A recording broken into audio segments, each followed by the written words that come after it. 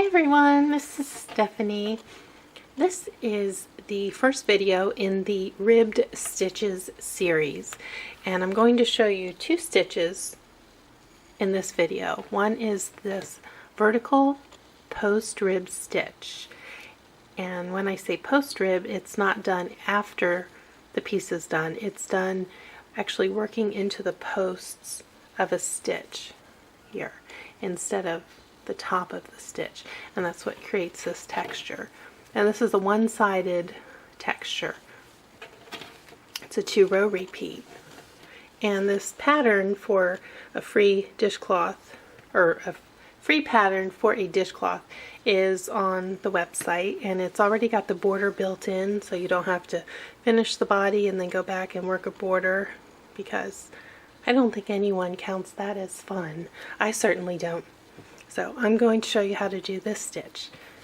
And also, I now have project trackers that I designed because I'm tired of making my own little scraps of paper and counting and notes, and things are everywhere. So there's two books. One is a large print, mostly because I've had bad eyes since I was 18, and then regular print, a regular size, so you can list out your projects in the page, and there's sections for small projects up to 60 stitches, and keep your notes on the side. The middle is medium-sized projects, 180 stitches, room for notes. And then the back, there's a few for things like blankets, up to 330 stitches. You check off, and you can make notes about each stitch if you do a color change, if the stitch changes for that row, and if you design, this is really good for that. I've used it for designing things. It's actually in here. I could just mark how I did different things on different rows and where I changed color. It's really nice to have. Let me show you the large print compared to the smaller print. See the difference? This is certainly big enough if you have average to very good eyes, and then people like me who either crochet when the lighting's not bad, or dark yarn and your eyes are back and forth and tired. The large print has been a godsend. And I'll have links, of course, in the description for both. Alright, let's get on to the stitching. Alright, so let's get on to these stitches. The first one we're going to look at is the test swatch for this one. And it's in the blog. Of course, I'll link it below, and you may be here because you are looking at the blog. So what I've done is the first row of double crochet. This is a 2-row repeat. Then the single crochet. Then we turn and start.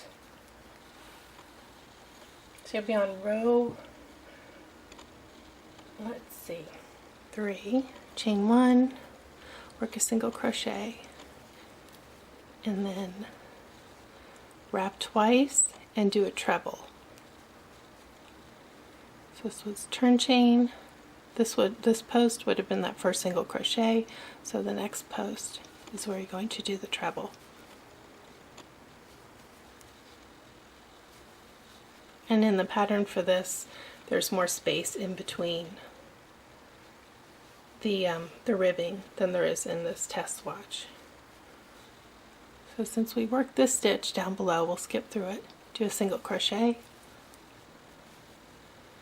wrap twice to do a treble, and then go into that next post. So when you see these post stitches, that doesn't mean after you've done post. It's going to be working into the posts instead of into the stitch that we normally work into. So again, single crochet, and I'm just repeating across the row. Single crochet, then work into the post. Oops. I made a double and not a treble, and that will not do. What happens when I'm talking and working. Okay, do my treble, skip that, do a single,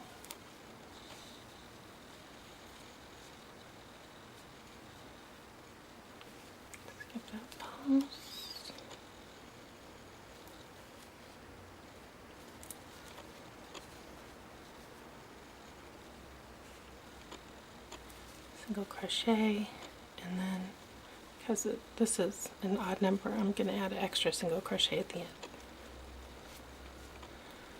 So there you see it starting to take effect. Chain one and go back. Remember, there's no texture on this back side, so that will just be single crochets across the row.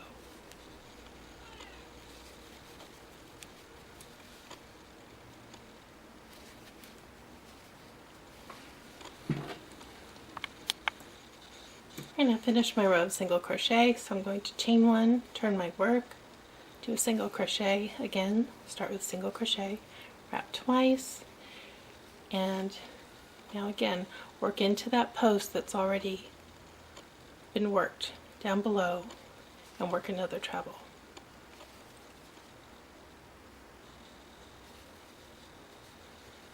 Single crochet into the stitch, and then treble crochet as a post stitch, stitching into the post below.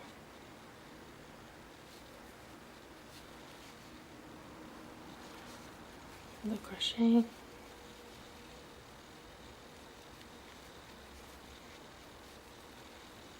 and you can see it's starting to take shape like the dishcloth. See how it's getting these long ribs in it. This is a thicker yarn than this cotton. Of course, you want to make your dishcloths in cotton. You can see the texture coming along. So that's how you work the vertical post crochet stitch. Then next we're going to look at a fun one. This one's pretty simple. Whoops, I have construction going on outside, or downstairs rather. It's almost like a 3D. See how chunky and gorgeous this is? This is I believe the 5-weight yarn. This is Lion Brand Color Made Easy yarn. You see how thick and chunky and textured it is? What a nice blanket this would make.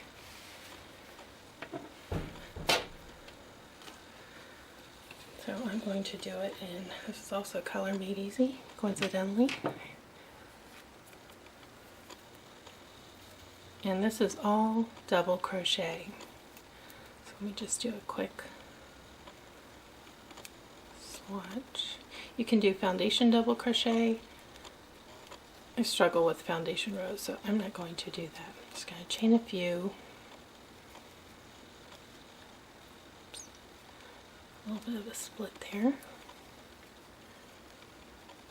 And then skip first 2 stitches, third one in. Do double crochet across.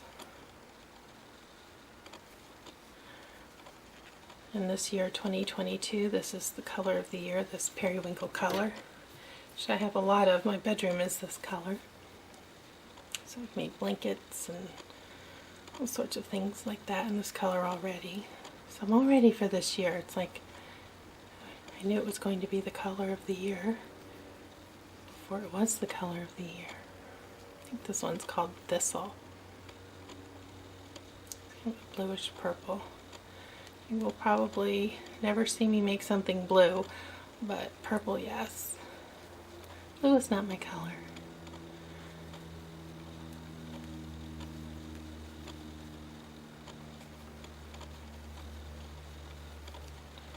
I'm coming to the end.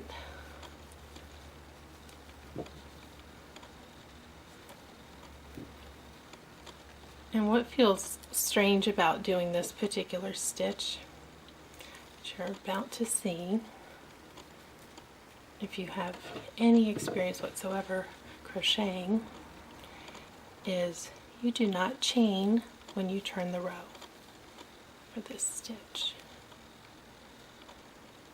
Oops, splitting again on me.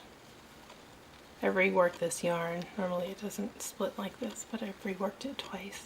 Okay, so I'm turning, I'm yarning over, and I'm going to go right into that post. So this is another post stitch. Instead of working in the stitch on top, we just work into the post all the way across.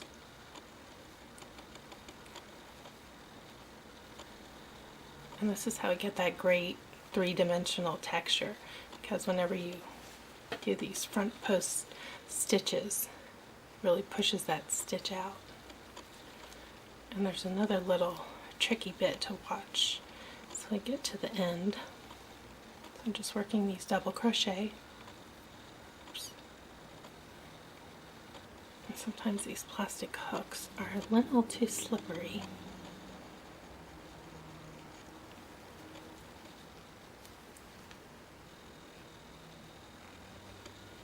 It won't happen on this row, but on the next row, sometimes those end stitches can be a little tricky to see. They can get forgotten, so it's a good idea to keep a count of your stitches. Your stitch count will never change unless your design is decreasing or increasing.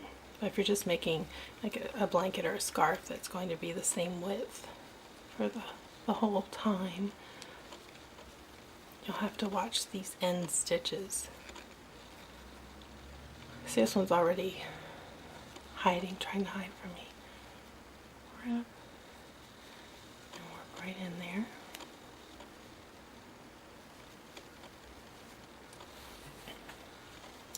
And I'm going to turn again, do not chain,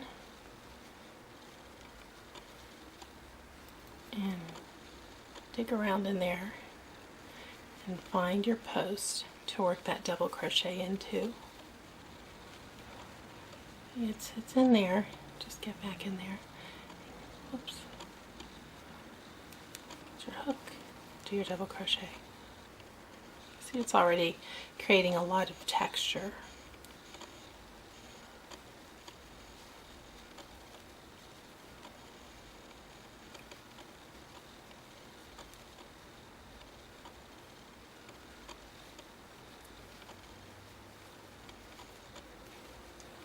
So it's starting to look like this one. It's so nice and stretchy. The other stitch I just did is not particularly stretchy because it's on one side, and the single crochet tends to not be very stretchy, which is also nice for a dishcloth. Otherwise it's just going all over the place when you use it. And this is, I believe, 8.5 by 8.5. I like it to be about the size of my hand. I have long hands. I'm a tall woman. That's a good size. And also as a makeshift pot holder. I use so many crochet dishcloths. I'm always happy to have another one. Alright, so that's how these first two these first two ribbed stitches in the ribbed stitch series are worked. I hope this was helpful. If it was, please give it a like, and I hope to see you again if you want to subscribe. Bye now.